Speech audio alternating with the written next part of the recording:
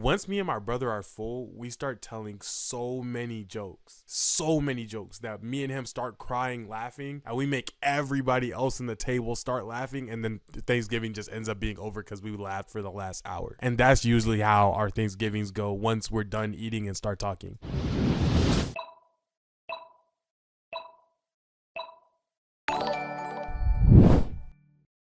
There's a saying that goes, the best way to survive tragedy is to be prepared. And with Thanksgiving coming up, I know you are about to be asked very uncomfortable questions. Who are you dating? When are you having kids? Who did you vote for? And there's only one way to survive that, and that is by watching this video today, which is Thanksgiving in a Nutshell by Burdie. Welcome back to Stanley Live. Let's get into it. Let go. Thanksgiving, after a long ass year, right, you and your family, which sometimes people in the family can be crazy, will get together and share some of the most delectable food I have ever eaten in my entire life. Oh, for I mean, sure. Some dishes are not good, but for the no, Burdie, that's because presumably you're Caucasian, and that's fine. That's 100% fine. But my very Haitian Thanksgiving, oh my goodness, I will be coming back as a new person. You guys will see weight on me that you did not see before. Just give it a couple days. I'm looking forward to it so much. For the most part, they're heaters. Now, although there's some food I may not like, conversations that happen on Thanksgiving that I may not like, I'm still very thankful that we can all come together and share this meal. Now, could you believe that I still get the when are you going back to college? I'm 25. Like, I have a career. I get paid decently. Like, I still get the question. I get the question. In recent years, my family has been the one hosting Thanksgiving. Now, my parents get up really early in the morning and start cooking, like 5 in the morning. Now, when I woke up, I smelt the food, bro. I smelt the turkey in the oven, the stuffing. I smelt it all. So I got up bright and early, which is a rarity for me because I normally sleep till like 10 in the morning. So my parents were surprised to see me up, so they asked me to help them prep. And of course, if you've ever helped prep a Thanksgiving, you already know how much shit needs to get done. Everybody's coming over at like 12 in the afternoon, and you gotta prepare like 5 different dishes in the oven. Okay, see, Burdie, you're giving me just a little bit too much of a window into your life real quick. Let me tell you why. Because if you're still preparing food at that time, I'm not saying that you can't prepare food, but if you're buying the food to cook it, here's what I'm saying though. The Thanksgiving food should start being cooked 6 days in advance. I don't want to eat nothing that wasn't cooked when Rosa Parks was still deciding if she was gonna sit or not. If it wasn't cooked all the way back then, I don't want to eat it, because the more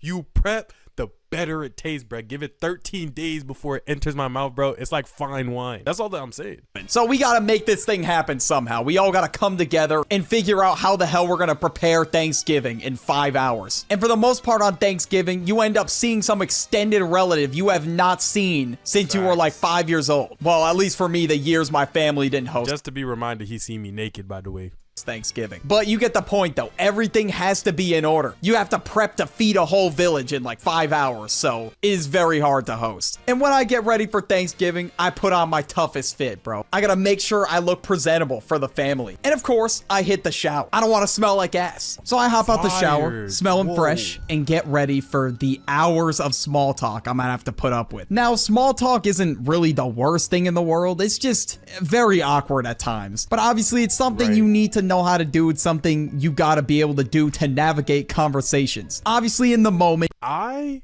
am amazing at small talk. Like, genuinely, I went to my brother's job today and I talked to everybody in that room, had them laughing, giggling, and smiling. When it comes to small talk with people who are in my family, specifically the ones who aren't that great at English, obviously, I am horrible. I don't know what to say. I don't know who to bring up, and I don't know how to crack a joke. It's a whole problem that I face, genuinely. And you're gonna dread it, but after it's over, you'll feel better. But yeah, these relatives that you're talking with are like decades older than you. So obviously, sometimes it may be harder for you to relate to them. I find talking to my cousins the easiest. And on the other hand, when you're talking to your Uncle Billy that's like 30 years older than you, I really don't even know what to say sometimes. I don't know. They'll ask you about school. They'll ask you about work, whatever the case is. But after that, I don't really know. And do you know how hard it is to describe what YouTube is to a 67-year-old Haitian man or woman who doesn't know what the internet is first? It's a completely different ball game. Where to go with the conversation. So,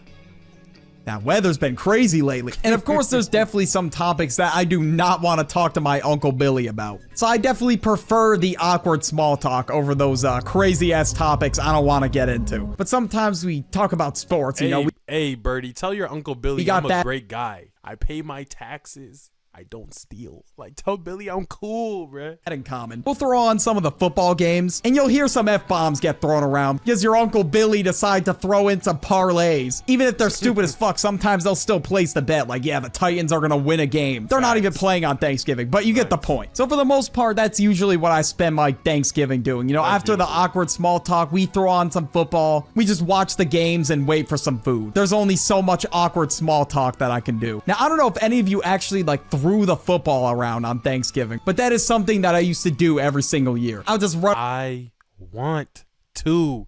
We have hoop sessions for Thanksgiving, I'm not gonna lie. I've thrown it around for one Thanksgiving before, and it was at a Caucasian individual's home, and it was fantastic. I wanted to be a part of my tradition once I grow up and start hosting Thanksgiving, some football outside. Around in the yard, my uncles would just throw me crazy passes, like they were just straight dimes. Nice. It was like Joe Montana in his prime. It was crazy. But in 2025, they're retired. They're not throwing any more passes. So after about an hour of sitting down, watching the games, whatever, the food was finally ready. And when I see that food lined up, I know it's time to clean some plates. You know, normally I don't really eat a lot, but on Thanksgiving, I'm getting thirds, bro. I feel like 2021 Nick Avocado. I got a whole mukbang in front of me. You got to. Like, I know gluttony's a sin, but on Thanksgiving, God, close your eyes for 25 to 35 minutes. I have to commit this atrocity real quick. Do you not see how everything is glazed and cooked and heated to perfection? I have to sin.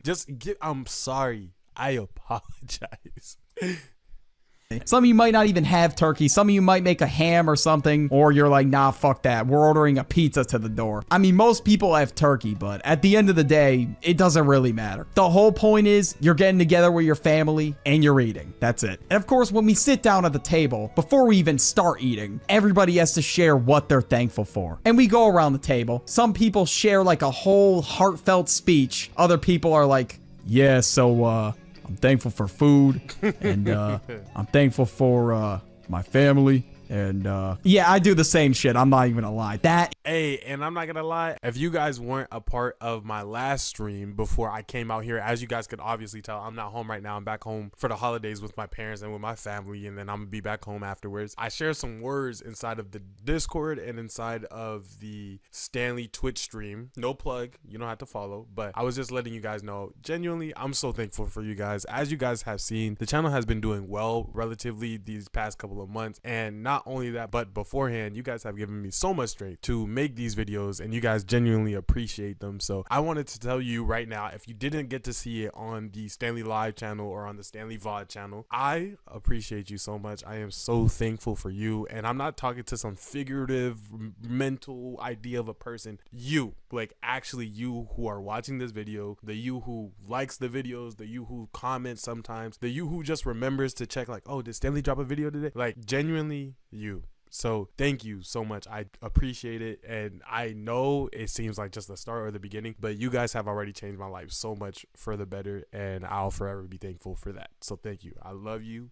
Thank you. Like, actually you. Thank you. Okay, back to the video. Is me. I'm not really the type to jump on top of the table and start singing a Thanksgiving musical. So eventually, when it gets to me, I'll just say like, yeah, I'm thankful for my family, my friends, my YouTube channel, that I can live comfortably. I don't know, whatever comes into my mind. And usually when people are yapping on and on, I'm like, dude, I just want to eat this food already. I didn't eat breakfast. I saved a ton of room so I could eat all this food. And breakfast is a sin on Thanksgiving. Yeah, you don't do that. When everybody is together at the table, they've had a little bit to drink. Some people more than others. The conversations can get a little heated. There's a lot of people that say there's a lot of heated political discussion on Thanksgiving. How it goes is somebody will usually break the silence by asking a loaded question. And I'm just like, all right, bro, Tato, I'm not fucking answering that shit. Okay, usually on Thanksgiving, this doesn't really happen often in my family. But on the off chance... Yeah, I was gonna say, it actually never happens in my family. Like, I think every single Thanksgiving, what ends up happening is I eat, my brother eats, And then once me and my brother are full, we start telling so many jokes that me and him start crying, laughing, and we make everybody else in the table start laughing. And then Thanksgiving just ends up being over because we laughed for the last hour. And that's usually how our Thanksgivings go once we're done eating and start talking. Sometimes it does. But I'm really glad that nobody in my family is super political. Otherwise, I'd have to go in the bathroom and chew clock for like 10 minutes. I'll probably just sit there, check the Clash of Clans base, laugh at some stupid ass memes, and then walk out of the bathroom. And in some cases, it could just be the fact that the discussion gets heated and an argument breaks out for whatever reason. Because people that have beef with each other get invited to the function and then shit just gets heated really fast. And sometimes I don't even But really... if you can't control that, bro, you're a grown adult. You probably in your teens or whatever, and you're around family and all that. One time a year, you can't stop beefing for 3 seconds. Come on, bro. Have some decorum. know what they're beefing about. For some of you, family drama may be like clockwork, bro. It's taking place every single year. But I think for the most part, people in my family are aware who has beef with this person and that person, so they usually don't put them in the same room. The conversation at the table usually flows really nicely, and we're just laughing at some stupid shit that happened or whatever. And then after eating, bro, I feel full as fuck. The turkey, the stuffing, the mashed potatoes, it was all crazy. Now usually... Wait, hold on. What did Burdie just say? Fuck, the turkey, the stuffing, the mashed potatoes.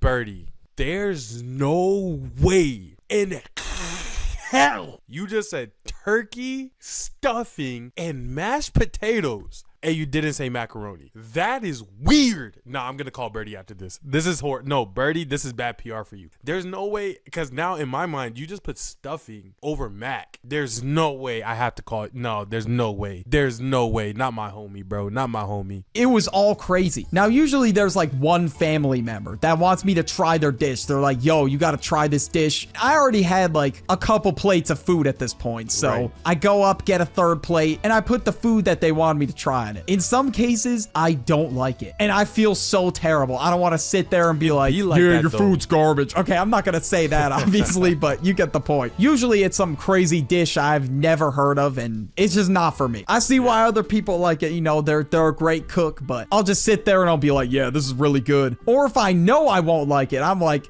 you know, I'm just really full. You know, I had a lot. Even though my objective is to clean a bunch of plates and then take a fat ass nap afterward. So after everybody's done eating, the dust has settled. Some of us are asleep on the couch. And one of those people is me. I don't know what it is about that Thanksgiving food, but it will just knock you right out, bro. You're out cold for like an hour. Usually the Cowboys game's on. Doesn't matter how much they yell at the TV because Dak Prescott threw a second pick of the night. I'm just knocked out cold. All that yelling isn't even gonna wake me up. But usually what will happen is my mom will come into the living room and she'll have to physically tap me on the shoulder like, yo, Burdie, wake up. We're having dessert. And I was just all delirious and discombobulated. So I get up and I eat more despite ingesting probably over 2,000 calories earlier. And the desserts are even crazier than the dinner, bro. Bro, I am a pumpkin pie guy to the death of me. I don't like any other pie, and I only like pumpkin pie. And when I tell people that, I get made fun of. It's literally the only pie that I can like because I don't like filling. I don't like apple and the jelly stuff. Like, think of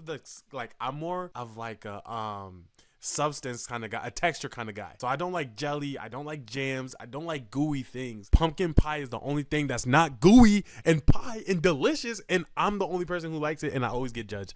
Who likes pumpkin pie in the comments? Let me know. Got the ice cream. We got the apple pies, pumpkin pies. There we go. And that's why I'm like, dude, I cannot say no to this shit, bro. I don't care if I ate 2,000 calories earlier. It just smells too good. And after like 5 minutes, the dessert is gone, bro. Everybody went for it. There's like maybe, I don't know, like one slice of pie left. And in order to get any ice cream, you got to fucking lick the bottom of the container. Everybody's getting full plates of dessert, bro. It's just too good. Some people are eating more dessert than the actual main course. Then I just finished watching the game, and hopefully this year the Cowboys actually win the game. I'm sorry, bro. I do not want the Chiefs to win. I'm praying on their downfall. It's around 8 p.m. Everybody packs up, gets ready to go. We are left with a mess to clean, and we just all collectively decide that we're done. We're tapped out for the day. Most of the cleaning gets done the next day, bro. I'm just too fucking tired to do it. But overall, though, great holiday. One of my favorites, and I hope you guys enjoy. Thanksgiving is amazing. It's literally one of the most beautiful holidays out there to celebrate. But the thing that Thanksgiving is missing is a good song. I'm telling you, Thanksgiving needs 5 good songs for it to be like right there with Christmas, but it just doesn't have them. But if you guys enjoyed the video, make sure you click right here. You'll find a video that you like even more statistically. I guarantee it. It's right here. And I'll see you guys in the next one. That being said, goodbye. Peace.